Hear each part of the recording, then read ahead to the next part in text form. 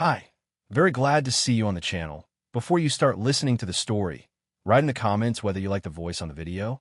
Jessica always had a way of making me feel small. It wasn't obvious, not at first. It was the kind of slow erosion that happened over time, like a rock worn down by years of wind and rain. At first, it was little things, correcting me mid-sentence, rolling her eyes when I shared an opinion. They became more public. A joke here, a jab there. The kind of remarks that made people laugh, but left me staring at my drink, forcing a smile. Tonight was one of those nights. We were at her parents' house for dinner, a monthly ritual that had long since lost its warmth. Jessica sat at the head of the conversation, the corporate queen holding court, wine glass in hand, commanding attention with every sentence. I was just a spectator. David has been home a lot lately, she said, smirking. I swear, if he sits in front of that computer any longer, he's going to merge with it. Her mother laughed, swirling her wine. Many to stay busy. Jessica, maybe you should pick up golf or something. Jessica grinned. Oh, trust me, I'd love for him to have a hobby. But you know, David, he likes things that involve numbers, screens, and a lot of silence. Laughter. My stomach twisted. I forced a chuckle, reaching for my water. Cybersecurity isn't exactly a noisy business. Jessica waved a dismissive hand. Oh, we know. You're very important, keeping the world safe from hackers. She winked at her father. Dad, tell me, does that sound like something that requires charisma? Her father chuckled. I'd say it sounds like a lot of sitting. Jessica leaned in, eyes glinting. Exactly. Meanwhile, I'm out there, leading teams, mentoring the next generation of executives. Something in the way she said it made my skin prickle. Her mother smiled. It's wonderful that you're mentoring, dear. The next generation needs strong leadership. Oh, absolutely, Jessica said smoothly. It's rewarding in ways David wouldn't understand. I set my fork down. My pulse ticked to my temple, but I kept my face neutral. What's that supposed to mean? Jessica tilted her head, feigning innocence. Nothing bad, honey. It's just different from what you do. You work alone, buried in code. I work with people. I shape careers. She was playing to the audience. I knew it. But tonight, for some reason, it didn't roll off my back like it usually did. I leaned back, letting my fingers tap lightly against the table. Funny, because I thought mentoring was about guiding people, not spending extra hours at the office with them. The room went silent. Jessica's eyes flashed, just for a second, before she let out a small laugh. Oh, David, she said lightly. You're not jealous, are you? The way she said it, the way she leaned into the word, sent something cold through me. I wasn't jealous, but for the first time I was suspicious. The conversation moved on, but I barely heard it. Jessica had dismissed me, just like always. But now I was listening, watching, and I had a feeling I wouldn't like what I found. Jessica had always been sharp with her words, but lately, the edges had become serrated. What used to be subtle digs had turned into full-blown humiliation. And what bothered me most wasn't just the way she talked to me. It was the way everyone else seemed to accept it. Like it was normal. Like I was supposed to just take it. Tonight, we were out with friends at a high-end restaurant Jessica had chosen. One of those places where they serve entrees the size of appetizers and expect you to pretend you're full. Jessica thrived in these places, surrounded by high-achieving professionals, all talking in half-boast, half-complaint tones about how busy their lives were. David, tell them about that security breach you were working on, Jessica said, swirling the wine in her glass. I blinked, caught off guard. Well, I can't give details, but oh, come on, she cut me off with a dramatic sigh. You must have some interesting story. Or is it all just watching numbers on a screen? Laughter rippled across the table. My stomach tightened. I forced a chuckle. Cybersecurity isn't exactly an action movie, Jess. She smirked. That's what I keep telling people. His job is like watching paint dry, but somehow he makes it sound like he's saving the world. The laughter grew. I clenched my jaw, taking a slow sip of my drink to keep my hands busy. Jessica didn't stop there. The funny thing is, she continued, David is great at solving problems online, but asking to fix something in the house? Forget it. More laughter. Someone muttered, sounds familiar. I exhaled through my nose, my pulse ticking. I had spent years letting things like this slide, convincing myself that it didn't matter, that it was just how Jessica was. But tonight, something in me cracked. I set my glass down carefully. You know, Jessica, I said, keeping my voice even, I've been wondering something. She tilted her head, a smirk already forming. Oh, what's that? I leaned back, letting the silence stretch just enough. How come your mentoring always seems to happen after hours? The table went silent. Jessica's smirk froze for half a second before she recovered. Excuse me? I shrugged. It's just interesting. You talk about mentoring the next generation, but it always seems to require working late. Jessica let out a short laugh, but it was brittle now. Wow, someone's feeling insecure tonight. I met her gaze, unblinking. Am I? The tension at the table was thick, but no one dared to say a word. I could feel Jason shifting uncomfortably next to me, his wife looking between us like she was watching a car crash in slow motion. Jessica scoffed, shaking her head. You're being ridiculous. I took a sip of my drink. Maybe, or maybe I'm just paying attention. Her jaw clenched, and for the first time, she looked genuinely rattled. For years, Jessica had controlled the narrative. She made the jokes, she set the tone, and I played along. But now, I had put a crack in the image she had so carefully built. The rest of the dinner was tense. Jessica barely spoke to me, keeping her focus on the conversation around her, but I could see it in the way her fingers tapped against the stem of her glass. She was furious. When we got to the car, she didn't even wait for the door to close before turning on me. What the hell was that? She snapped. I adjusted my seatbelt, keeping my eyes ahead. What was what? Don't play dumb, David. You embarrassed me. I let out a slow breath, gripping the wheel. I embarrassed you? I turned to face her, shaking my head. Jessica, you spend every social event turning me into a joke, and the one time I push back, you're the victim? She scoffed. Oh, please. You're being paranoid. I exhaled through my nose. Maybe. Or maybe I'm tired of you acting like I'm some clueless idiot while you're out there. I stopped myself, choosing my words carefully. Jessica narrowed her eyes.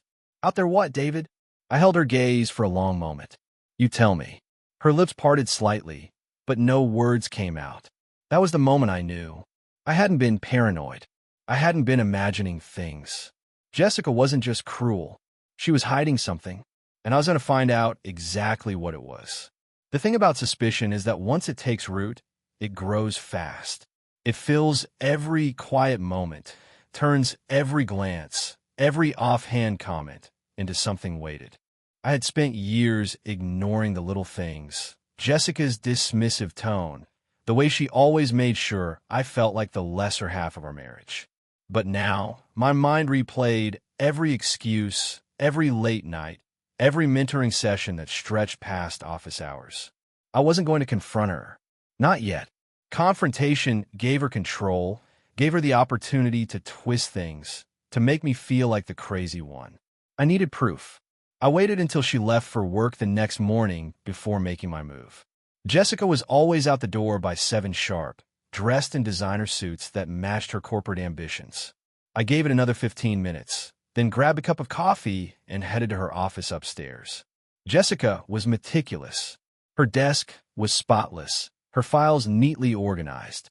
She treated her work the way she treated her image, controlled, polished, without a single thing out of place. But there was always something. A person can't be that careful all the time. I started with her drawers. Nothing unusual, business reports, some stationery, a few receipts. I moved to the closet, scanning through old files stacked neatly in storage boxes. Still nothing. I was beginning to think she was too careful when something caught my eye. A small, sleek black box tucked behind her books. I pulled it out, my pulse kicking up. The weight of it was familiar, expensive. I flipped open the lid. Inside was a luxury watch. Not just any watch, one that cost more than most people's mortgage payments. Silver band, custom engraving on the back. To Jay, for every late night, every lesson. Your mentorship means everything to me. I stared at the words, my grip tightening around the box. This wasn't a gift she bought for me. I felt it then. The shift. The final snap of something inside me that had been straining for years. It was real. She was having an affair.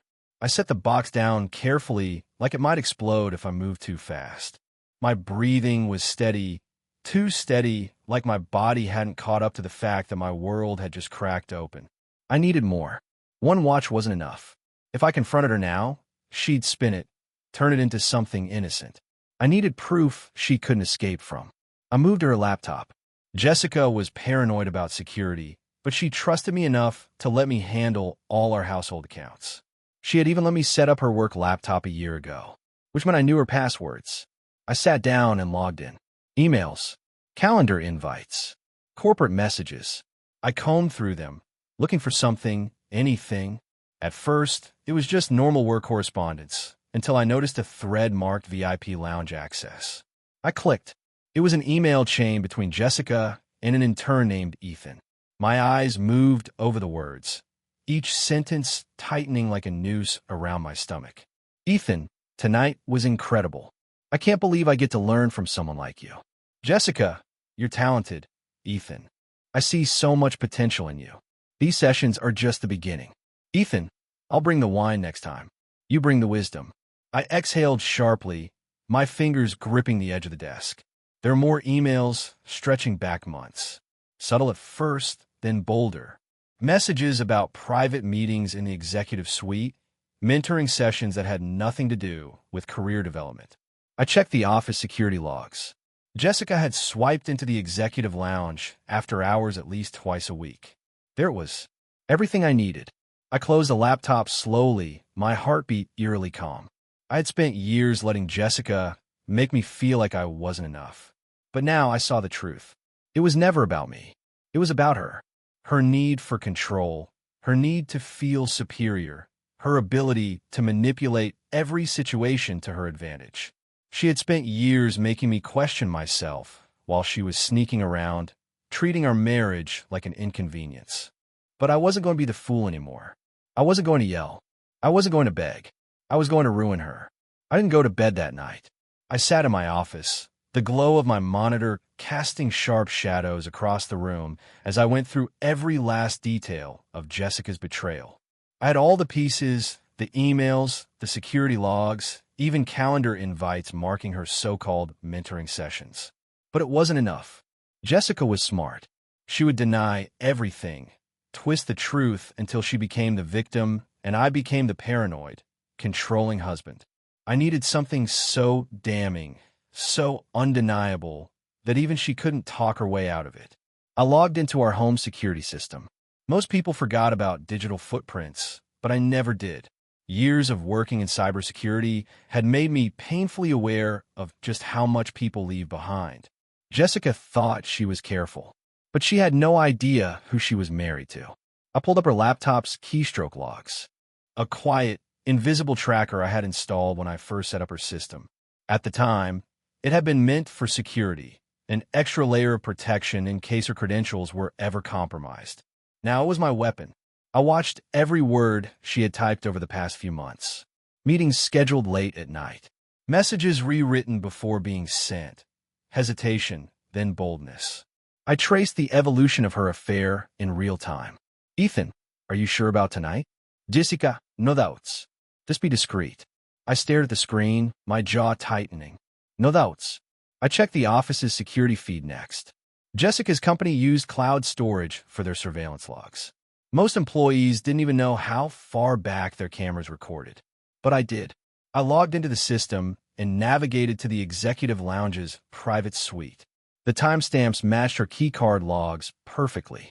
I fast-forwarded through hours of footage, empty hallways, cleaning crews, until I saw them. Jessica and Ethan. The way she touched his arm. The way he leaned in just a little too close. The way they disappeared behind closed doors, only to emerge an hour later, their hair slightly out of place, their smiles just a little too satisfied. I leaned back in my chair, my breath slow and steady. I had seen enough. I wasn't going to confront her at home. No, that was too small, too easy to control. Jessica thrived in private battles, where she could manipulate, gaslight, turn the situation into something it wasn't. But in public, she had no defense. I opened my browser and navigated to her company's internal portal. Jessica's firm prided itself on transparency. Every quarter, they held an all-employee town hall meeting, streamed live to thousands of employees. And this month, Jessica was supposed to take center stage to announce her promotion. I checked the event details. Date, time, presentation format. I smirked. It was going to be her most important career moment. And it was going to be the moment she lost everything. I started coding. A silent, untraceable override that would link my collected footage directly to the meeting's live stream. At the perfect moment, when Jessica stood before her colleagues, her bosses, the entire firm, her emails, her security footage, every damning piece of evidence would play for them all to see. By the time she realized what was happening, it would be too late. She had spent years controlling me, making me feel small. Now, I was going to take away the one thing she valued most. Her power. The day of the town hall arrived like a storm brewing on the horizon. Slow at first, distant, but impossible to ignore. I woke up early, sitting at the kitchen table with my coffee, as Jessica rushed around, completely unaware that her life was about to detonate. She was wearing her power suit, the one she always chose for big corporate moments, the one that made her look untouchable. "This is it," she said, scrolling through her phone as she took a sip of her green smoothie. "By noon, I'll be vice president of strategic development, the youngest in the company's history." I nodded, keeping my expression neutral. "Big day for you." She barely looked up. "You should watch the live stream. Maybe you'll finally understand what real leadership looks like." I exhaled slowly, biting back a smirk. "Oh, I wouldn't miss it for the world." She grabbed her bag and keys, barely sparing me a glance before heading for the door. "Try not to spend all day in front of a screen, okay?" she said over her shoulder. I waited until the door closed behind her before setting down my coffee and turning to my laptop. I had already tested the hack 3 times. There was no room for error. At exactly 12:15, the corporate live stream would shift, and instead of Jessica's carefully rehearsed speech, the company would see exactly what kind of leader she really was. I logged into the stream, watching as the massive corporate event hall filled with executives, employees, and board members. The energy was buzzing, anticipation thick in the air. Jessica took the stage, her confidence radiating, her polished smile in place. She had no idea what was coming. I leaned back in my chair, fingers poised over my keyboard, watching as she began her speech. "Leadership," she started, "is not about power. It's about trust. It's about building relationships, mentoring the next generation, and setting an example that others can follow." I clicked the command. The screen behind her flickered. The audience murmured. Jessica hesitated, glancing back, her smile faltering for the first time. And then the footage began. The corporate stream was hijacked by reality. Grainy security camera footage of Jessica and Ethan sneaking into the executive lounge. Her hand on his chest, his fingers brushing her wrist. The way she looked at him, the way they disappeared behind closed doors. The room fell into stunned silence. Then came the emails. Line after line of messages between Jessica and Ethan, projected for the entire company to see. "Ethan, tonight was incredible. I can't believe I get to learn from someone like you." "Jessica, you're talented." "Ethan, I see so much potential in you. These sessions are just the beginning." "Ethan, I'll bring the wine next time. You bring the wisdom." The whispers started first, then the gasps. Jessica spun back toward the screen, her face drained of color. "No, no, no, no." The CEO shifted uncomfortably in his seat. The head of HR scribbled something on a notepad. Executives whispered in hurried, panicked tones. Jessica turned back to the audience, hands raised as if she could stop the avalanche. This is a mistake. This is out of context," the footage continued. Ethan grinning as he entered the VIP suite. Jessica following moments later. The CEO stood. Cut the stream. But the damage was done. Jessica's carefully constructed empire was crumbling before her eyes. I shut my laptop, smiling to myself. By the end of the day, the promotion would be gone. Ethan would be fired. And Jessica? She'd be nothing more than a cautionary tale. I grabbed my keys, heading for the door. It was time to deliver the divorce papers. I was sitting in the driveway when my phone buzzed for the 15th time in the past hour. Jessica's name flashed across the screen, the call immediately followed by another text. "Come home. We need to talk." I smirked. "Talk? Now, she wanted to talk?"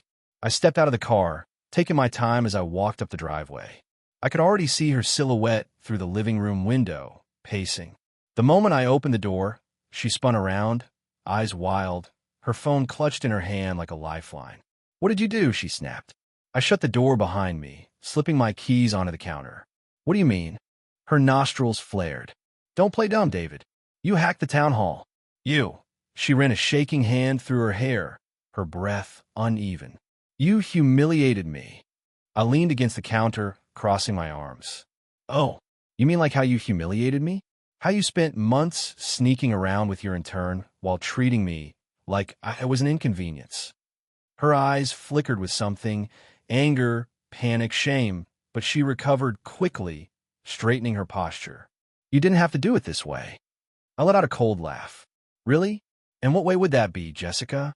Sitting down for a nice, mature conversation while you gaslight me into thinking it was all in my head?"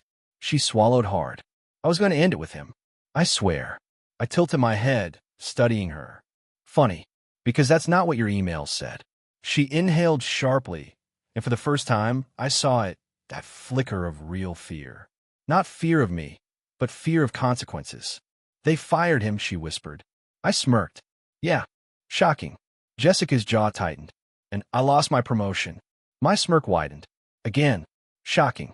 Her hands clenched into fists. "Do you realize what you've done? You ruined my reputation. Do you know how hard I worked for this?" I pushed off the counter, stepping toward her, my voice low and sharp. "And do you realize what you did? You threw us away for a thrill. For some kid who probably had to Google how to tie a tie before his interview." She blinked, caught off guard by the venom in my voice. I shook my head. "You don't get to stand there and act like you're the victim, Jessica." I reached into my jacket pocket and pulled out the divorce papers, setting them on the coffee table. "You did this, and now you get to deal with the fallout." Her gaze dropped to the stack of documents. She swallowed, shaking her head slowly. "David, you don't have to do this." I scoffed. "Oh, I do." She stepped forward, voice softer now, trying to regain control. "We can fix this. I know I messed up, but we've built a life together. You don't just throw that away." I let out a humorless laugh. "Jessica, I didn't throw anything away. You did. And now, I'm just making sure the trash gets taken out." Her face twisted, her desperation turning to fury in an instant. "You're going to regret this." I smirked. "No, Jessica. You are." I grabbed my keys, turning toward the door. I wasn't just leaving the house. I was leaving her, and I wasn't looking back. The divorce process started the next morning. I had already anticipated Jessica's next move: denial, then bargaining, then a full-scale attempt to flip the narrative. She wasn't the type to go down quietly. She was a strategist, a corporate climber. If she couldn't win, she would do everything in her power to make sure I lost too. I met with my lawyer, a sharp, no-nonsense woman named Claire. She glanced through the stack of evidence I had collected: emails, security footage, financial records showing Jessica's little mentoring sessions funded by our shared accounts. When she was done, she looked up at me, impressed. "You don't just want a divorce," she said, tapping the folder. "You want total victory." I nodded. "I don't just want out. I want to make sure she doesn't twist this into something that paints me as the villain." Claire smirked. "Then you came to the right person." The first legal meeting was scheduled a week later. Jessica arrived looking polished, poised, as if she hadn't just been the center of an office scandal. She wore one of her power suits, the ones that screamed "I'm in control," but the tight grip on her leather folder gave her away. She was nervous. Her lawyer, a stiff-looking man with salt and pepper hair, greeted us with the usual pleasantries, but Jessica barely looked at me. It was the first time in years that she wasn't in control of the conversation, and I could see how much she hated it. Claire started strong, laying out the foundation of our case. "Given the overwhelming evidence of Jessica's infidelity, my client is filing for divorce on the grounds of adultery. Additionally, we are seeking a division of assets that reflects the damage done to his reputation and financial standing." Jessica scoffed. Oh, please. Damage to his reputation? I'm the one who lost my promotion. Claire didn't flinch. Your client lost her promotion due to her own choices. She wasn't fired. She wasn't wrongfully terminated. She lost it because her actions were exposed. That is not my client's responsibility. Jessica's lawyer leaned forward. Let's be fair here. Both parties contributed to the decline of the marriage. Surely, we're not suggesting that David was a perfect husband? I chuckled, shaking my head. I never claimed to be perfect. But I wasn't the one sneaking around with an intern in the executive lounge. Jessica's jaw tightened, her hand gripping her pen so hard I thought it might snap. David, I supported you. I paid for this house for, Claire cut in smoothly. Your combined income paid for this house. And correct me if I'm wrong, but didn't David manage all the finances? The investments? The property taxes? The home upkeep?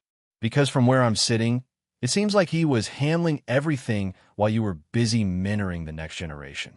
Jessica's face burned red. You're making me sound like some kind of villain. Claire arched a brow. Aren't you? Silence stretched across the table. Jessica's lawyer cleared his throat, shifting papers. I think we can all agree that emotions are running high. Let's talk division of assets. I leaned back in my chair, watching Jessica carefully. She wouldn't go down without a fight, but I could see it now, the cracks in her confidence, the way her fingers tapped anxiously against the table.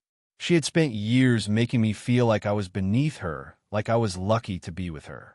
But now, she was the one losing everything, and I wasn't going to let her take me down with her. The house felt different now, lighter. It was as if the very walls had been holding their breath for years, suffocating under Jessica's presence. And now, they had finally exhaled. Even though her things were still scattered throughout the space. Clothes she hadn't bothered to pack, files she had abandoned in her rush to leave, it no longer felt like our home. It was mine. Jessica had moved into a temporary apartment while the divorce dragged on. She had fought to keep the house, throwing out every argument she could. I contributed more financially. It's my stability. I deserve it. But Claire had cut through her nonsense like a scalpel. Your client lost his career opportunities catering to this marriage. His finances were entangled in shared investments. He has as much right to this home as she does, if not more, considering she was the one who broke the marriage. And the judge had agreed. She was furious, of course. I could practically hear her screaming through her lawyer's emails. But it didn't matter anymore. Her control was slipping. The first thing I did was strip away every last reminder of her. I started with her office, the room she had treated like her personal empire. I threw out every file, every decorative plaque boasting corporate achievements, every overpriced pen she had left behind. I packed it all into a box and shoved it into the garage out of sight. The space looked bigger now, no longer consumed by the weight of her ambition. Next was the bedroom. Her side of the closet had been half empty since she left, but a few forgotten dresses still hung there, taunting me. I grabbed them all, every tailored suit, every designer blouse, and stuffed them into a garbage bag. Then I walked straight to the donation center and dropped them off without hesitation. By the time I got home, the house finally felt like my own. Jason came over that night, a six-pack in one hand, a satisfied smirk on his face. So, he said, cracking open a beer, how does it feel to be on the other side of hell? I leaned back in my chair, exhaling. Strange. He nodded. Yeah, it's weird when the chaos dies down, huh? You get so used to it that the silence feels unnatural. I took a sip, letting his words settle. He wasn't wrong. For years, my life had revolved around Jessica's moods, her career, her expectations. Now, there was only me. You ever regret it? I asked. Jason didn't hesitate. Not for a second. I believed him. The next morning, I woke up feeling something I hadn't felt in years. Motivation. Not obligation, not duty, actual motivation. I grabbed my laptop and opened old projects I had abandoned. Before I had let Jessica dictate my worth, I had dreams, plans. I had wanted to start my own cybersecurity firm, build something from the ground up. But Jessica had convinced me it wasn't practical. I should play it safe. Why had I listened? I spent the next few days mapping out a business plan, reaching out to old contacts. The more I worked, the more I felt like myself again. Someone who built things, not just someone who stood in the shadows while his wife climbed the corporate ladder. Meanwhile, Jessica was falling apart. She had lost the house. She had lost her promotion. Her reputation at the company was permanently stained. The scandal had followed her, whispers trailing her through the office like a shadow she couldn't outrun. The last time I saw her was during a final mediation session. She looked different, less polished, more frayed at the edges.